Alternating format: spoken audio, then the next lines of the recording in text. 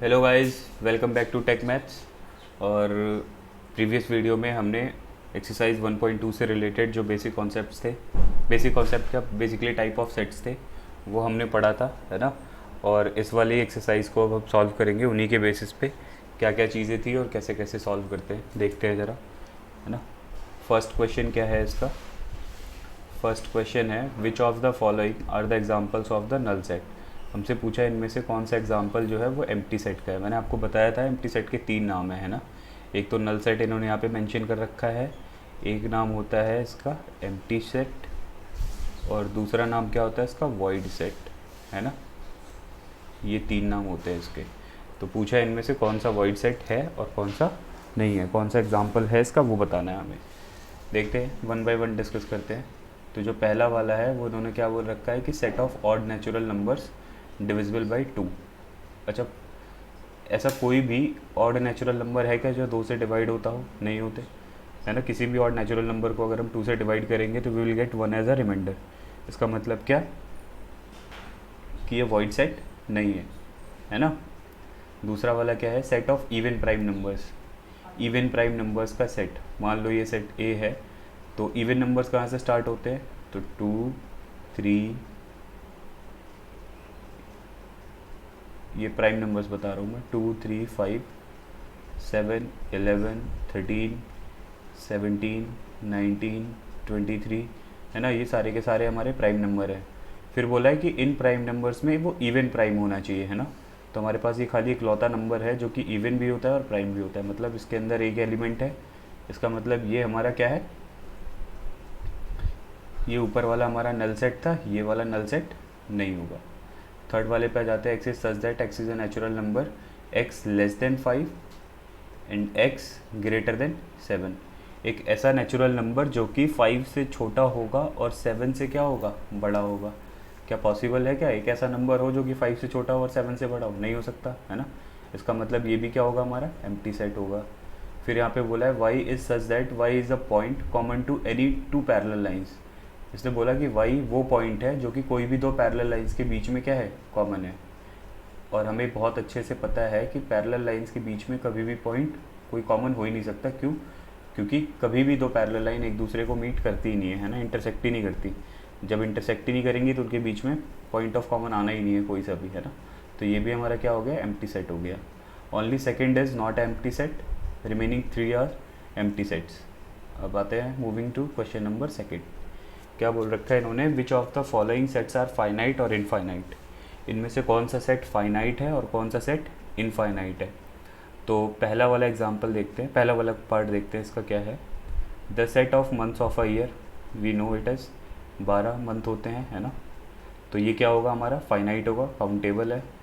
फिर ये बोल रखा है 1, 2, 3 एंड डैश डैश डैश। इसका मतलब क्या है? ये 1, 2, 3 क्या है? नेचुरल नंबर है ना हमारे पास में, और नेचुरल नंबर्स कितने होते हैं? इनफाइनाइट। इसका मतलब ये क्या होगा? ये हमारा इनफाइनाइट होगा, है ना। ये हमारा क्या होगा? ये हमारा इनफाइनाइट होगा। Third one is 1, 2, 3 and up to 100। हमें पता है कि यहाँ पे कितने नेचुरल नंबर्स हैं? 100 नेचुरल नंबर्स हैं। इसका मतलब ये क्या हो गया? ये हमारा फाइनाइट हो गया। फिर फोर्थ वाला क्या है कि the set of positive integers greater than 100। Positive integers जो कि 100 से बड़े हों। अब 100 से बड़े जो पॉजिटिव इंटीजर्स हैं वो भी हमारे पास, हमें पता नहीं है वो कितने हैं, है ना। तो ये भी क्या सेट होगा हमारे पास में? इनफाइनाइट सेट होगा। ये भी कौन सा सेट होगा? ये इनफाइनाइट होगा, सॉरी। ये हमारा क्या होगा? ये हमारा इनफाइनाइट सेट होगा, राइट। फिफ्थ वाले पार्ट में क्या बोला है? The set of prime numbers less than 99। इसके अंदर 99 से जितने भी छोटे प्राइम नंबर्स हैं वो सारे के सारे आने चाहिए। It means what? They are countable numbers, है ना। कहाँ से स्टार्ट होता है? 2 से, 3 से, फिर 5, फिर 7, फिर 11, फिर 13, फिर 17, फिर 19, फिर 23, ऐसे करके हमारे पास जितने भी नंबर्स होंगे हम उनको क्या कर सकते हैं? काउंट कर सकते हैं, है ना। They all are the prime numbers, है ना। तो इसका मतलब ये क्या होने वाला है? ये भी हमारा क्या होने वाला है? ये हमारे पास में फाइनाइट होने वाला है, करेक्ट। थर्ड पे आते हैं, state whether each of the following sets is finite और इनफाइनाइट। इसमें भी सेम वही चीज़ करनी है, हमें ये बताना है कि कौन सा फाइनाइट है और कौन सा इनफाइनाइट है। Same as question number 2 I think हो जाना चाहिए, इसमें कोई प्रॉब्लम नहीं होनी चाहिए, है ना। तो नेक्स्ट क्वेश्चन की तरफ बढ़ते हैं हम। नेक्स्ट क्वेश्चन क्या है हमारा? Next question is in each of the following state whether A और बी इक्वल टू और नॉट। हर एक में हमें ये बताना है ए जो है बी के इक्वल है या फिर नहीं है ना। तो कैसे होगा? जैसे फर्स्ट वाला, फोर्थ का फर्स्ट है, क्या दे रखा है इन्होंने, मैंने क्या बताया था, इक्वल सेट में क्या होता है कि दो चीज़ें होनी चाहिए। पहली कंडीशन है नंबर ऑफ़ एलिमेंट सेम होनी चाहिए। अगर नंबर ऑफ़ एलिमेंट सेम है तो दूसरी कंडीशन है जो एलिमेंट्स हैं दोनों सेट के अंदर वो सेम होने चाहिए, बिल्कुल, है ना। तो जो पहला वाला सेट है, पहले वाले एग्जाम्पल में, पहले वाले पार्ट में क्या दे रखा है, A is equal to A B C and D, और यहाँ पे भी क्या है, A B C and D. तो ये क्या होगा, ये इक्वल सेट है ना। फिर इसमें 4 8 12 16 और यहाँ पे 4 8 12 इज़ नॉट मैंशनड हियर, है ना। इसका मतलब क्या है? इसका मतलब है A is not is equal to B. और ए इज़ इक्वल टू यहाँ पे क्या है, 2 4 6 8 10 है। यहाँ पे क्या है, X is such that X is a positive even integer and X is less than equal to 10। क्या है कि x जो है पॉजिटिव इवन इंटीजर है और x की वैल्यू 10 से छोटी है। तो वो क्या होंगे, वो 2 होगा, 4 होगा, 6 होगा, 8 होगा एंड 10 होगा। यही पॉजिटिव इंटीजर्स होंगे, है ना। तो इसका मतलब क्या है? इसका मतलब है a जो है हमारा वो b के इक्वल आ गया। इसका मतलब क्या है, a जो है हमारा b के इक्वल है। उसके बाद आ जाते हैं थर्ड फोर्थ पार्ट में, क्या बोल रखा है कि a is equal to X is such that X is a multiple of 10। x जो हमारा 10 का मल्टीपल है, और b यहाँ पे क्या दे रखा है, 10 15 20 25 एंड 30। देखो 10 के जितने भी मल्टीपल्स होंगे वो क्या, कहाँ से स्टार्ट होंगे, 10 20 30 40 50 एंड सो ऑन, इस तरह से होने वाले हैं सारे के सारे। और यहाँ पे जो नंबर्स मेंशन है बीच बीच में, जैसे 15 है, 25 है, फिर यहाँ पे तुम्हारा 35 भी होगा, फिर 40 है, तो फिर उसके बाद यहाँ पे क्या होगा, 45 भी होगा। तो ये नंबर्स यहाँ पे है नहीं। इसका मतलब क्या है, फोर्थ वाले सेट में A is not is equal to B. ठीक है। क्वेश्चन नंबर 5 पे आ जाते हैं। फिफ्थ वाला क्या बोल रखा है आपसे, question number 5 is what, question number 5 है, एक मिनट ज़रा थोड़ा सा क्लियर कर देते हैं वरना मैसी हो जाएगा बहुत ज़्यादा ही, है ना। तो अच्छा लगे थोड़ा सा, क्वेश्चन क्लियर नहीं रहेगा तो समझ में नहीं आएंगी चीज़ें आपको, बहुत हौच पौच सा लगेगा। ठीक है, क्वेश्चन नंबर 5 पे आ जाते हैं। क्वेश्चन नंबर 5 क्या है, are the following pair of sets equal. अगर इक्वल है तो गिव रीजंस बताओ आप, है ना। जैसे फर्स्ट वाले पार्ट में क्या बोल रखा है आपको, फर्स्ट वाले पार्ट में इन्होंने दे रखा है कि a इज़ इक्वल टू, ये फिफ्थ का फर्स्ट पार्ट है ना। a इज़ इक्वल टू जो सेट है उसके अंदर एलिमेंट्स कौन कौन से, उसके अंदर एलिमेंट है 2 और 3, और जो b है वो क्या है, वो हमारा सॉल्यूशन है ना। वो हमारा सॉल्यूशन है कौन सी इक्वेशन का, तो b हमारा सॉल्यूशन है। उन्होंने बोल रखा है X is such that X is a solution of X square plus 5x plus 6 is equal to 0, इसका सॉल्यूशन है। तो ज़रा इसका सॉल्यूशन निकाल लेते हैं, X square plus 5x plus 6 is equal to 0। और अगर हम मिडिल टर्म स्प्लिट करेंगे तो यहाँ पे मिडिल टर्म स्प्लिट होने के बाद 2x plus 3x plus 6 is equal to 0 आएगा। अगर आप x कॉमन ले लो तो यहाँ पे x प्लस 2, और अगर 3 को कॉमन ले लो तो यहाँ पे भी x plus 2 is equal to 0। तो ये कितना आ गया आपका, x plus 2 and x plus 3 is equal to 0। मतलब x की दो वैल्यू निकली, one is -2 another one is -3। तो मतलब b सेट के अंदर जो एलिमेंट आया, वो क्या आया, तो b सेट के अंदर एलिमेंट आया -2 -3। और एक बात बताओ ज़रा, क्या ये सेट a और सेट b दोनों एक दूसरे के इक्वल हैं? नहीं, है ना। Set b is negative of the a, इसलिए a is not is equal to b, a is not is equal to b। I hope ये वाला पार्ट क्लियर हो गया होगा इसका, है ना। तो एक पार्ट और बचा है, इसको आप सॉल्व कर लेना। 6 वाले पार्ट में क्या बोल रखा है कि from the sets given below select equal sets. जो नीचे सेट दे रखे हैं तुम्हें चूज़ करना है कि कौन सा किसके इक्वल है, और बस सिर्फ इक्वल ही बताना है, अनइक्वल नहीं बताना आपको, है ना। तो आई थिंक ये देख के तो आप कर सकते हैं बड़े आराम से, इसमें कोई दिक्कत नहीं होनी चाहिए, है ना। तो ये वाला क्वेश्चन आप अपने साइड से करिएगा, और अगर कोई डाउट हो तो आप मेरे को ज़रूर बताइएगा, है ना। Do let me know in case you have any doubt. ठीक है, अभी क्या करते हैं हम, अभी हम ये वाली एक्सरसाइज तो अभी हमने ख़त्म कर दी, अब हम आगे चलते हैं और कुछ और बेसिक समझते हैं, है ना।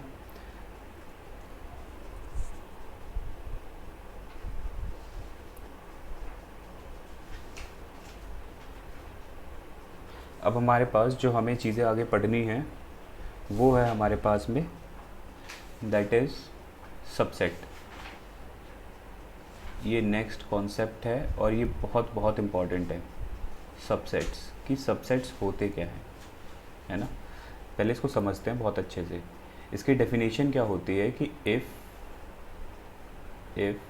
A set A is subset of set B, then the element of A belongs to set B also। इसका मतलब क्या है कि अगर एक सेट जो है वो दूसरे सेट बी का सबसेट होता है, तो इसका मतलब क्या कि जो सेट ए के एलिमेंट होंगे वो सेट बी से बिलोंग करते होंगे। मतलब सेट ए वाले जो एलिमेंट हैं वो सेट बी के भी एलिमेंट होंगे, बहुत सिंपल सी लैंग्वेज में अगर बोला जाए तो। मतलब अगर मैं आपको एग्जांपल के थ्रू समझाना चाहूँ तो मान लो अगर हमारे पास में एक सेट ए है और इसके अंदर है 1 2 एंड 3, करेक्ट, और दूसरा एक सेट बी है हमारे पास में, इसके पास जो एलिमेंट है वो है 1 2 3 4 and 5। If I am saying कि A is a subset of B, इसका मतलब क्या है, इसका मतलब ये है कि ए के जितने भी एलिमेंट्स होंगे वो सारे बी के भी एलिमेंट्स होंगे, है ना। वो सारे किसके एलिमेंट होंगे, वो बी के भी एलिमेंट्स होंगे। अब चाहे तो चेक कर लो, ए में क्या है 1 है, बी के पास भी 1 है ना। ए में क्या है 2 है, बी के पास भी क्या है 2 है। ए में क्या है 3 है, बी के पास भी क्या है हमारे पास में 3 है। इसका मतलब ए के सारे एलिमेंट्स जो हैं वो बी के भी एलिमेंट्स हैं। इट मीन्स व्हाट, हम ये बोल सकते हैं कि ए जो है हमारा बी का क्या है, सबसेट है। I hope it is clear. अच्छा, इसको लिखते कैसे हैं, तो हमने देखा कि ए हमारा बी का सबसेट है, तो ये जो पूरा यहाँ पे लिखा है ना हमने बीच में कि इज़ अ सबसेट ऑफ, और बेसिकली सबसेट, इसको डिनोट करते हैं एक सिंबल से, ये सिंबल होता है हमारा, है ना। तो इसको हम लिखेंगे कैसे, ए, और इसको बोलते हैं इज सबसेट ऑफ, फिर देन बी। इसका मतलब है कि ए हमारा किसका सबसेट है, बी का सबसेट है ना। अच्छा, सिंबॉलिकली कैसे रिप्रेजेंट करेंगे, कैसे दिखाएंगे, अगर डिफाइन करना हो सबसेट को तो कैसे दिखाएंगे। या फिर अगर तुम्हें ये बता रखा हो, तुम्हें सिंपली ये दे रखा हो कि दो एक दूसरे के सबसेट हैं, एक दूसरे के सबसेट हैं, और आगे चीज़ें जैसे ये दे रखा है कि if P is a subset of Q then what, तो हमारा ये होगा कि अगर हमारा A जो है P से बिलोंग करता है, तो ये इम्प्लाई करता है यहाँ पे कि जो A है हमारा वो किससे बिलोंग करेगा, Q से भी बिलोंग करेगा, है ना। जस्ट एक सिंपल सी स्टेटमेंट है कि अगर एक सबसेट है, एक सेट सबसेट है दूसरे वाले सेट का, और एक एलिमेंट स्टार्टिंग वाले सेट से बिलोंग करता है, तो वही एलिमेंट दूसरे वाले सेट से भी बिलोंग करेगा। ये इम्प्लाई है, ये इम्प्लीफिकेशन है, ये होने ही होनी है चीज़, है ना। उसके बाद दूसरी चीज़ जो यहाँ पे समझने वाली है वो ये है, समझने वाली चीज़ यहाँ पे कि अगर if A is a subset of B and B is also a subset of A, तो क्या होगा, देन व्हाट हैपन। इसका मतलब ये है कि ए जो है हमारा बी के इक्वल होगा। यहाँ पे डबल एरो इम्प्लीकेशन आएगा, मतलब जो इन दोनों स्टेटमेंट्स को मर्ज करके जो हमारे पास में रिजल्ट आया उसके लिए हम डबल एरो इम्प्लीफिकेशन यूज़ करते हैं, है ना। और जहाँ पे सिंगल स्टेटमेंट के लिए है वहाँ पे हम ये साइन यूज़ करते हैं, इम्प्लाइज वाला, इम्प्लाइज दैट, क्योंकि ये सिर्फ सिंगल साइड डिस्प्ले करता है चीज़ों को, है ना। और ये क्या करता है, ये दोनों साइड बताता है चीज़ों को, है ना। आई होप यहाँ तक सबसेट मेरे ख्याल से चीज़ें क्लियर हो गई होंगी सबसेट के बारे में कि सबसेट क्या होता है। एक बार जो है रफली आइडिया ले लेते हैं सबसेट क्या होता है। तो एक सबसेट क्या होता है, एक सेट, एक ऐसा सेट जिसके सारे एलिमेंट दूसरे सेट में हो, उसको हम क्या बोलते हैं, सबसेट बोलते हैं उस वाले सेट का। ठीक है। अच्छा, दूसरी चीज़ क्या है, दूसरी चीज़ ये है कि अगर अगर हमारे पास में दो सेट हैं और वो दोनों एक दूसरे के सबसेट हैं, इसका मतलब क्या है कि दोनों सेट एक दूसरे के क्या होंगे, इक्वल होंगे। बहुत सिंपल सी चीज़ है ना। अच्छा, अब इसी में सबसेट में ही एक और चीज़ हम सुन लें या फिर समझ लें तो ज़्यादा अच्छा है। क्या एम्प्टी सेट जो होता है ना हमारा, एम्प्टी सेट जो होता है is a subset of all set, is a subset of all set. ये जितने भी सेट होते हैं उन सारे सेट्स का क्या होता है, ये सबसेट होता है। ये चीज़ हमें ध्यान रखनी है हमेशा कि हमारा जो एम्प्टी सेट होता है वो जितने भी सेट्स होते हैं उन सारे सेट्स का क्या होता है सॉरी, उन सारे सेट्स का सबसेट होता है। ठीक है।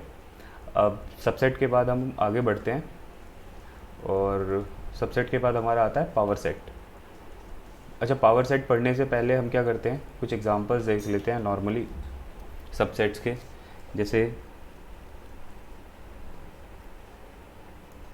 जैसे हमें पता है कि हमारा नेचुरल नंबर क्या होता है, हमारा नेचुरल नंबर होता है 1 2 3 4 5 एंड सो ऑन। ये ऐसे चलता चला जाता है हमारा नेचुरल नंबर, है ना।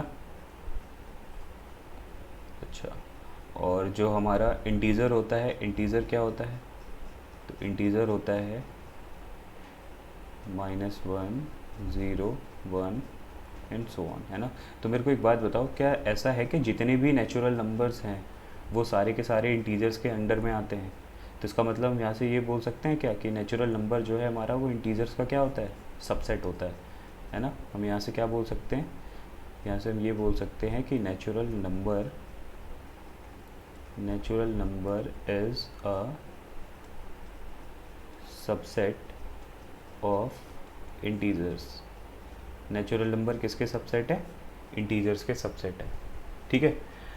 ऐसे ही अगर आप दूसरी चीज़ लेना चाहो तो और आगे के लिए क्या हो सकता है इसमें, इसी में जो और डीप जा सकते हैं वो ये जा सकते हैं कि हमारे जो इंटीजर्स होते हैं वो हमें पता है इंटीजर्स क्या हैं, तो इंटीजर्स है हमारे पास में -1 0 1 एंड दिस, है ना। और जो रैशनल नंबर्स होते हैं वो क्या होते हैं, तो वो होते हैं x is such that x is equal to p by Q where q is not is equal to 0। तो मेरे को एक बात बताओ, क्या जितने भी रैशनल नंबर हैं वो सारे के सारे इंटीजर्स के अंडर आएंगे? बिल्कुल आएंगे, है ना। तो इसका मतलब ये भी बोल सकते हैं इंटीजर जो है हमारा वो भी क्या होता है, सबसेट होता है किसका, सॉरी रैशनल नंबर जो है वो भी किसका सबसेट होता है, इंटीजर्स का, है ना। अब एक और नंबर होता है हमारे पास में, क्या होता है, that is the real number, है ना। और रियल नंबर के अंदर में क्या आता है, तो -इन्फिनिटी से लेके +इन्फिनिटी के बीच में जितने भी टाइप्स के नंबर हैं, जो भी नंबर्स हैं वो सारे इंक्लूडेड होते हैं, whether it is rational, irrational, integer, whole number, सब इसके अंदर इंक्लूडेड होते हैं, है ना। तो इसका मतलब क्या कि जो हमारा रैशनल नंबर हो, सॉरी जो हमारा रियल नंबर होगा वो क्या होगा, ये हमारा जो इंटीजर होगा वो किसका सबसेट होगा, जो हमारा इंटीजर होगा वो किसका सबसेट होगा, वो रियल नंबर्स का सेट होगा। यहाँ पे जो आर है वो रियल नंबर है, this R is real number here, right.